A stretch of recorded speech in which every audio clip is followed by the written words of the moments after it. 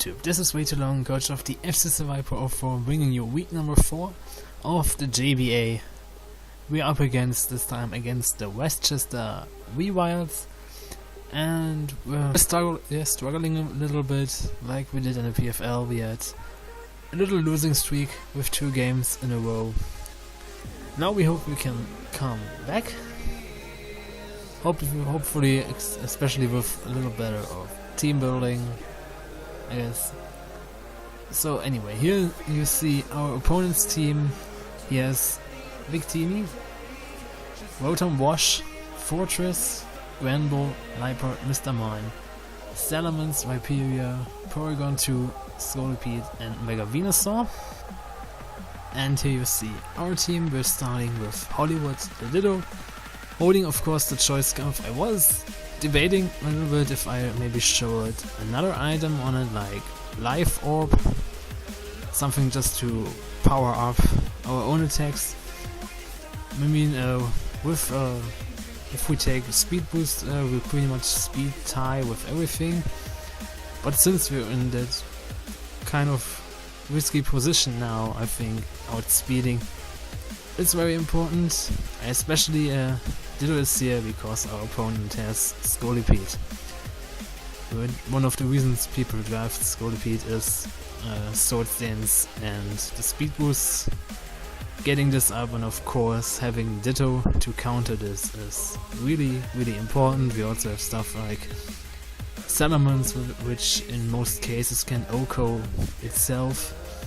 But here we have to watch out if our opponent has like Outrage. He has 2 fairy types on the team. But best case of course would be if we can copy the Steigerlied with a couple of attack and speed boosts, and then lock ourselves into like an Earthquake. We just have to make sure the Salamence is gone. If we lock ourselves into a poison type move, if it has it, we have to make sure the Fortress is gone. So Ährwin first. We have of course Transform as our only move. Full investment in HP because that's the only stat Ditto needs EVs. And just not like week 2 where we had like normal IVs. I learned from this time I have like special IVs to take a special hidden power. In this case it's hidden power flying, mainly because the Mega Venusaur could have hidden power. Mega Venusaurs can carry like hidden power rock or hidden power fire. And if we can bring in Ditto on the Mega Venusaur and it happens to have hidden power, we actually have hidden power flying to hit it super effective, which would be nice. Then also another team member that wasn't there last week but that should have been there last week, Searching in the Fern, which I see now does not hold an item. Let me correct this. We're back with our item. Tornado Sphere now holds the Lumberry, mainly the Lumberry because our opponent has a Liepard.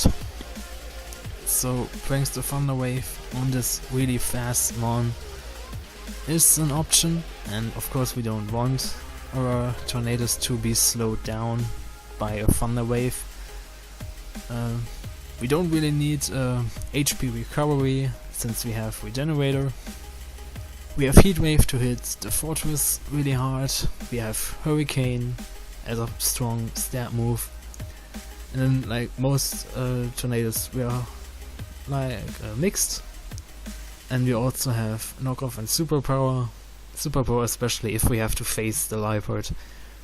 We can brush off the Thunder Wave and destroy it with Superpower. We have full investment in speed. We are as fast as we can go. Also full investment in special attack and some investment in attack, just some, so Knockoff and Superpower do a little more damage. Then we have back Parasite the Healerless coding the Life Orb. We also have Dry Skin, so we can switch into water type moves. Then we have Surf to hit stuff like the Viperia. We also have Agility. Like I said, Steigerlied and Parasite can outspeed a Steigerlied. Setting up Steigerlied with agility, we can play this game for a little while and then hit it. And then we have two strong stab moves in Hyper Voice and Thunderbolt, full investment with Modest Nature in special attack, full investment in speed, not timid nature, since we have agility. And as soon we get rid of the Steigerlied, there's nothing really we have to be frightened about. Like, Ditto takes care of Steigerlied is gone, Parasite sets up an agility and nothing can outspeed it, and it has full special attack hitting power. Then we have our Mega Sharknado 4, the Mega Guard Jump, this time with Earthquake. We have Poison Jab, since there are two fairies on the other side of the field, possibly. Because of this, no Dragon Step. If we want to deal with Salamence, we have Stone Edge for this, and we also, like for this case, we have Substitute. We can substitute on the switch in, and then whatever comes in just has to take a hard hit. Then we have really high investment in HP, be a little bit bulkier to have a little bit more HP on our substitutes, full investment with Adamant, Nature in attack and some in special defense. Then back from last week, this time a little bit more defensive, we have Jelly Beam the Tentacruel. Holding the Black Sludge, we have Liquid Ooze. So if the Mega Venusaur has Giga Drain, we can hurt it with this, get a little chip damage off. And since speed is such a huge thing on our opponent's team, we have Icy Wind, so we can slow down our opponent's team. We also hit Salamence 4 times effective. We have Mirror Cold in case we face a strong special attacker. We're especially bulky, so we can pretty much tank this and fire off a big hit back with the Mirror Cold. We also have Scald for Scald reasons, Burn, Stab, and also Protect, so in the right situation we can get some health back with our Black Sludge. Highest possible amount of EVs in HP with 248. We actually Bold Nature, but without defense investment, so we're just a little bit bulkier on the physical side. Of course, full investment in special defense and some investment in speed, because why not? And then, since we have Mega Guard Jump, they're always together so far. Hyperion the Hippowdon is back, our all-star from all Draft League teams. Again holding the Rocky Helmet with Stealth Rocks. We have Stone Edge, because last week everything that was flying or levitating, and we just had Earthquake, we couldn't hit it. Now we have Stone Edge, so with our physical bulk, Hippowdon should be able to take on stuff like the Granbull and the Salamence, hit the Salamence with Stone Edge. We also have Earthquake and Slack Off. Also Hyperion, of course, take on the Steigerlied, as long as it did not set up too many sword stances, but then it has to risk to get hit by a Stone Edge, which would still really hurt this Steigerlied. Then we also have Strong Stab with Earthquake and Slack Off, and also with Sandstream we can deal some chip damage on most of our opponent's team. And this is our team, hoping to bring it back after 2 losses, and I'll see you at the match, which should start pretty soon. So here we are in the match, and as you can see, our opponent does not bring the Steigerlied. Instead he brings Porygon 2, Mr. Mime, Fortress, the Mega Venusaur, Rodan Wash, and Victini. And here I decided just to lead with Hippowdon to get my Stealth Rocks up, but he leads with Rotom Wash, which of course would OHKO me with a Hydro Pump at this range. So I immediately have to switch out into Heliolisk but he somewhat predicted this, going for the Will-O-Wisp, so I had the opportunity to get my Stealth Rocks up. Now Sandstorm messes up both. I think here I can set up an agility to outspeed everything that will come in on the Volt Switch from Rotom. In comes the Venusaur, which pretty much walls my Heliolisk here. Best thing I have is Hyper Voice, but I know the Venusaur can pretty much hit me so hard back that Heliolisk is gone. So I decided to go into Tornadoes, which can do a lot of work with Hurricane, but then we get our Lumberry knocked off. So Lumberry would have been nice if the Rotom goes for Will-O-Wisp again. Of course Rotom comes in on the Hurricane, which we also miss. This is a good start into the match, you will see. So of course the chicken has to switch out, fearing the incoming electric attack. I pretty much have to sack or I predict the next Will-O-Wisp going into Heliolisk, which is already burned, so at least the Will-O-Wisp does nothing. Here I just decide to hit the Rotom, going for Hyper Voice, taking at least 51% as it Volt switches out, and Heliolisk will go down to burn this turn. As we then see the Porygon 2, which is of course a big problem always, thanks to Trace and the Eviolite defense boost. So I just decide to go into Sharknado, get my Mega Evolution off,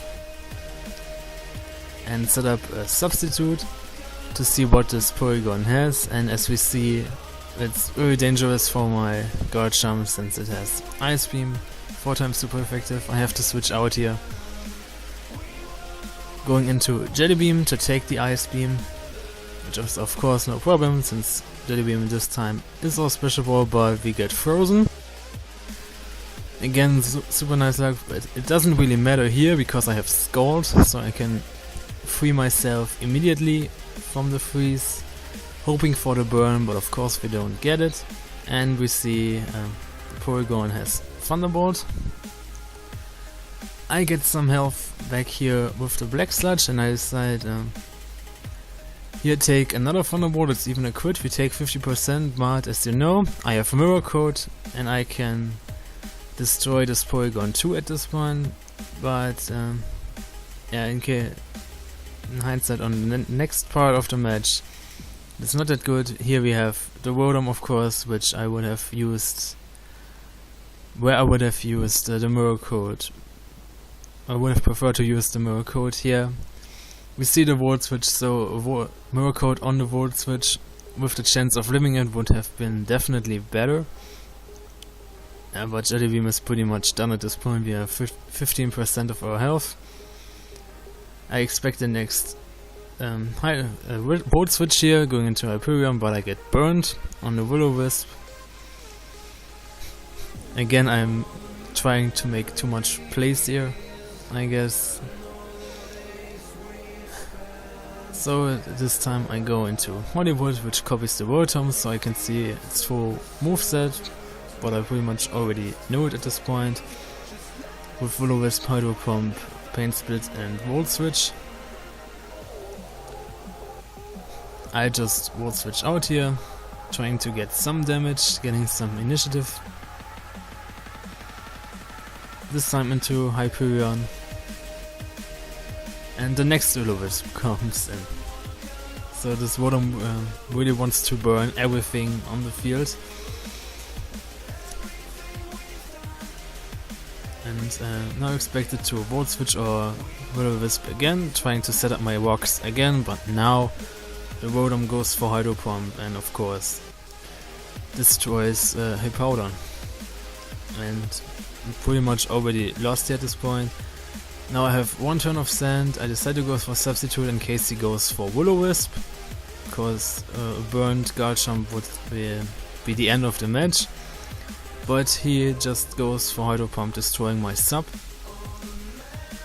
And here I expect a Will-O-Wisp basically every turn, going for substitute as he just proceeds to Hydro Pump, lands every Hydro Pump and breaks every sub of mine. And I decided I could go for a sub here, but it would bring me down to 1%, so I just get the Stone Edge off.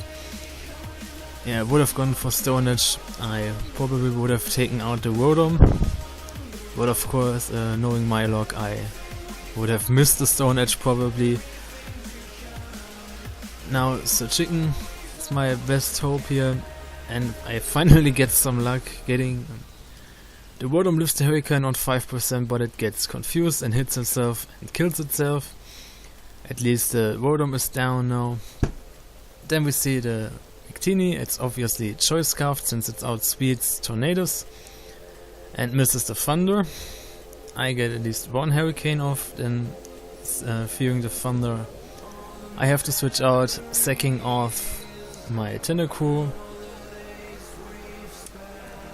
And now I don't have much options here, only Ditto and Tornadoes are here, so I decided to go into Ditto to at least get the chance to speed tie, and I see that this Victini is a full special set.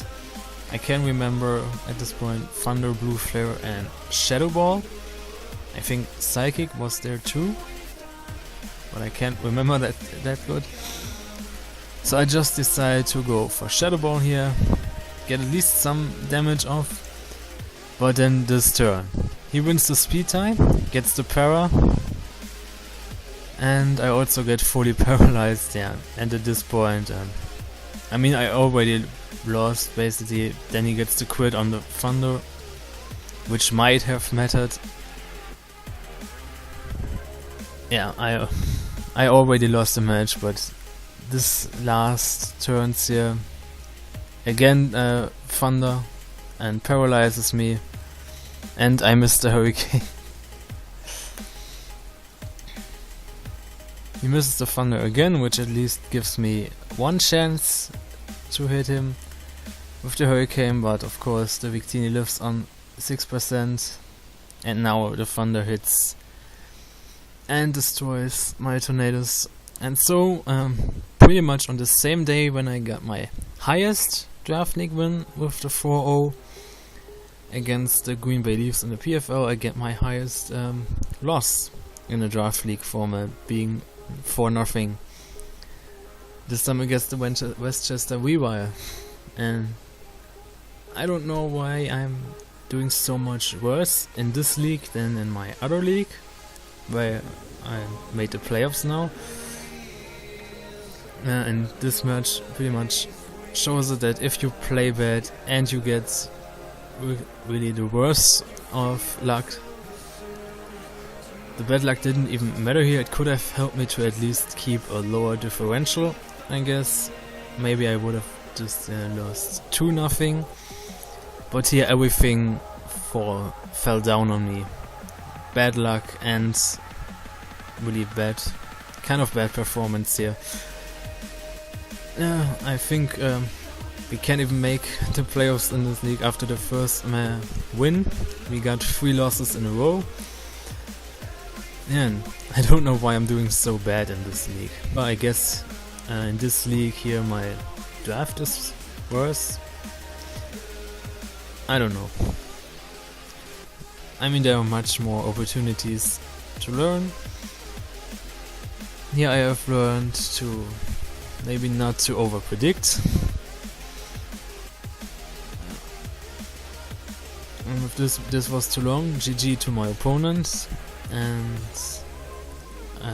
I hope for better luck next time, and peace out.